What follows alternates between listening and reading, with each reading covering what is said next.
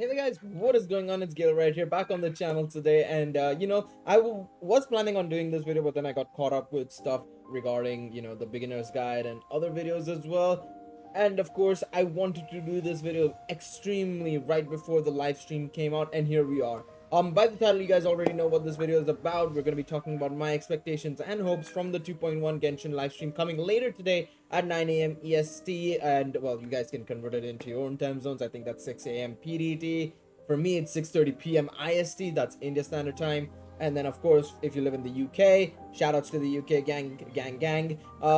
That is at around about 11, 12, 1:30 p.m. BST, I think it is. But yeah, without further ado, let's get right into my thoughts, my expectations, hopes, and predictions from the Genshin 2.1 live stream. So, let us begin. I want to make this abundantly clear that I do not believe like we're gonna get some amazingness that people are expecting in terms of like, a free 5-star or anything of that sort. I would love it. I think that's a good hope to have, but I don't think people should rely on that being an expectation and a realistic option in my personal opinion. So let's start off with my predictions. Obviously, I think this is a very clear-cut prediction of like us getting Raiden, Shogun, Sarah, and Kokomi previews and explanations of what they do, their skills and whatnot. So that'll be really cool and interesting to see. We will also be getting 2 new islands is my prediction. I don't think we'll get the third island because we haven't seen anything about the third island from any leaks or anything of that sort. So my prediction is Surumi, I think, is the island that's not part of the upcoming update, is going to be left for a future update with maybe Yae Miko and Goro as part of the banners potentially, whereas this time around we're getting Watatsumi as well as Seirei Island. So I think expecting those things is the best way to go about it.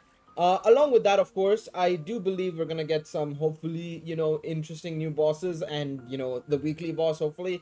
And I mean, lo and behold, I think we are, from what I've gathered. I've been trying to keep myself away from spoilers regarding the weekly boss because obviously, spoilers and regarding the story, and I want to kind of wait and see how that goes. But I have been hearing that there is a new weekly boss that Raiden does require materials from. So it's gonna be very interesting to see who the weekly boss is later today. My hope and prediction is that the weekly boss could be Scaramouche somehow, or it could be fighting against, well, some form of Raiden Shogun. I don't know if it's gonna change. Is it gonna be like her shadow clone or whatever? I don't know. But maybe Scaramouche or Raiden Shogun or so, because I do believe Scaramouche should be of some importance in this story, especially considering he's from Inazuma, and I know this is to more so appease the people who have been begging for Scaramouche to make a reappearance in the game. But I don't know. Who knows about that? Along with that, I do believe I am expecting a massive login bonus as well for the upcoming update because of the anniversary. Now, in order to give my example, I'm gonna put up an image of the login bonus from 1.3 around now, so you guys can see when exact or what I'm exactly talking about. That one gave us, I think, 10 intertwined fate along with a lot of other items. I'm hoping for something a bit more, maybe like 15 or 20 intertwined fate, maybe not necessarily over the span of like a week like the last one was, but maybe the span of 2 weeks, because it's at least still 20 intertwined fate, even though it's across like a longer period of time. You're still getting 2 free multis, right? And I hope that there is something anniversary related that makes it hype and exciting. Login bonus, maybe resetting the top up bonuses as well, stuff like that. We need to see more stuff regarding the anniversary celebration because it is the 1-year anniversary of Genshin, right? And that is another big thing, the 1-year anniversary of Genshin. Now I'm coming on to a bit of my hopes and, maybe a bit unrealistic expectations and hopes, I guess, from here. And first and foremost, I'm really hoping for a guaranteed 5-star banner. And now this one, it's going to be a bit tricky because I know a lot of people are like, oh, give us 1 free 5-star, oh, give us 1 free character, yada yada yada. I think the better way of going about it is going about it the way FGO does. And FGO, the way they do it is during the anniversary and New Year's, they have a limited banner. It's called the Lucky Bag banner. This is where you can spend paid quartz or paid currency, and you get a guaranteed SSR from years past, and including limited units.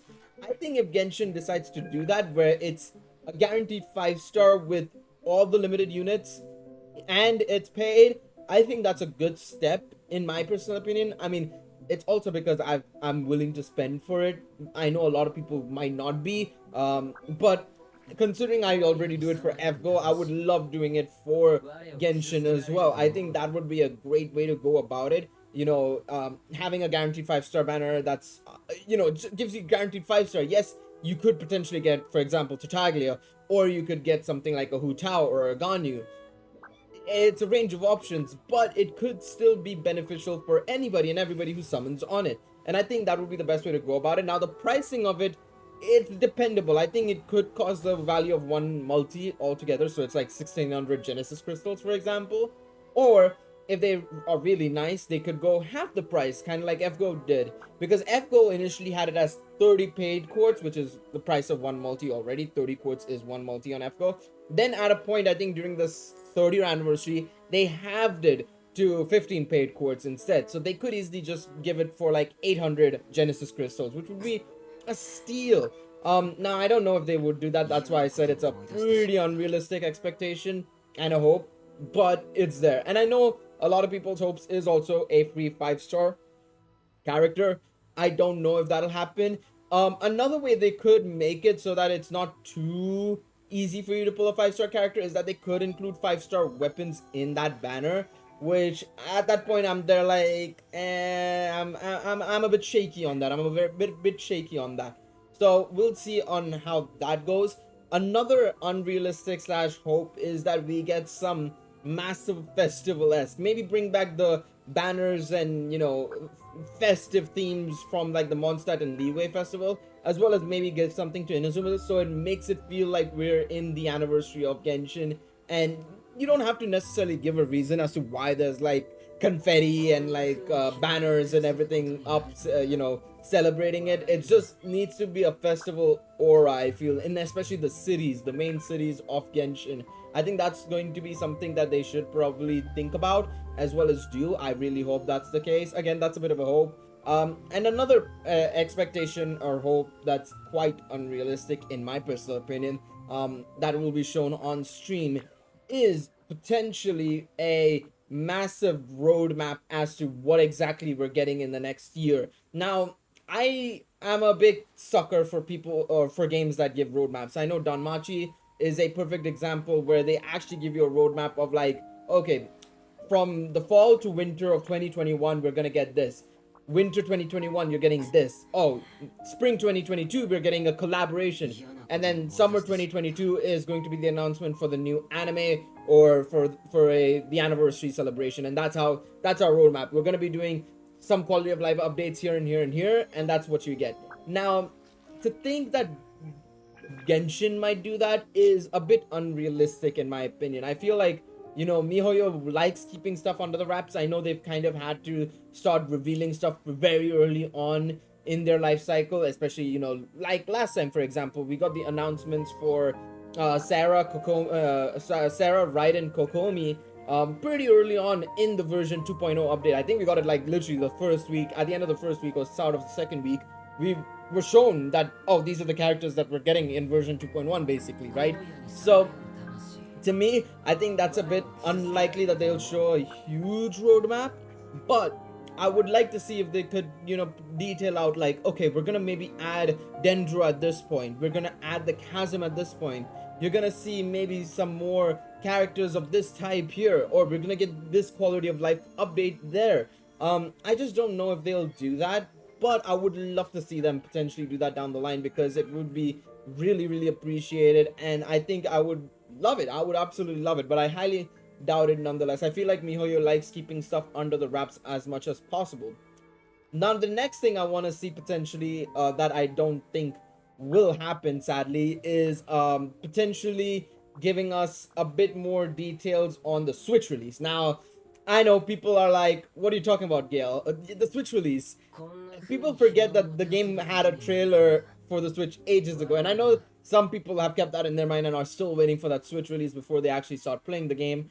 I don't know it, bro. I feel like they've hit a bit of a roadblock with the Switch release. Otherwise, we would have got an announcement or something regarding it. I don't know whether if it's they're in two minds of whether they want to go for a console performance or whether they understand that the Switch is severely underperforming in terms of, or underpowered compared to its competitors in the PlayStation and the PC, and in terms of its compatriots, I should say, not competitors per se, but its compatriots in the PlayStation and PC. And I think they might want to go for the mobile version, but I don't know. It just seems so weird that we don't have an date for it or anything for it. So while I do hope that we do get a Switch announcement finally, I just don't see it happening. It's been so long and we would have gotten something by now. And we're the fact that we're at the 1 year anniversary as well. I really want it to happen, but I just don't see it happening. But yeah, I think those are the things that I think is definitely coming, and some stuff that I just think is quite unrealistic.